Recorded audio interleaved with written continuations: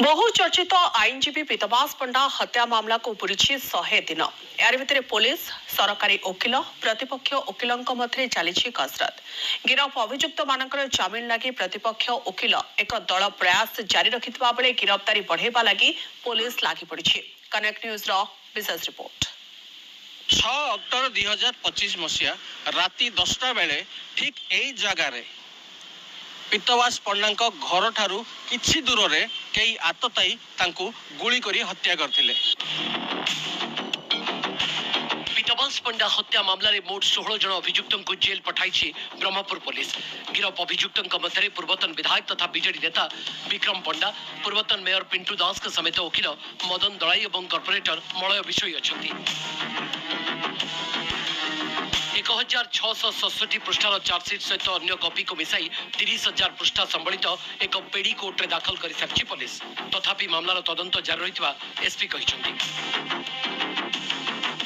बहुत परिश्रम परे से जो फाइनल डॉक्यूमेंट चार्जशीट कराई छी फर्दर इन्वेस्टिगेशन हमर कंटीन्यूअसली जारी रहिबो। सब डिटेल्स हमें कोर्ट डॉक्यूमेंट्स रे सबमिट करू।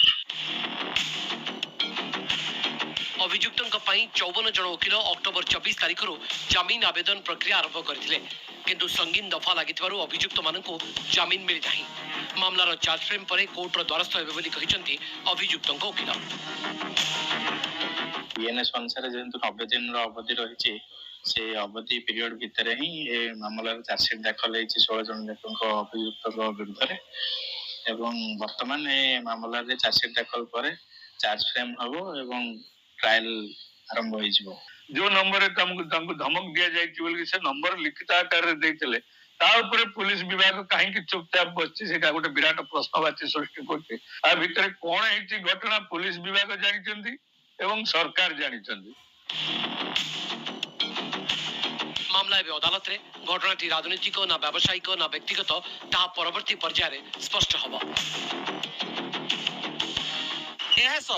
ब्रह्मपुर महानगर निगम किसी महिला और पुरुष कॉर्पोरेटर किसी वकिल को तदंतर परिसरभुक्त करी एकाधिक बार जेरा कर सारी ब्रह्मपुर पुलिस।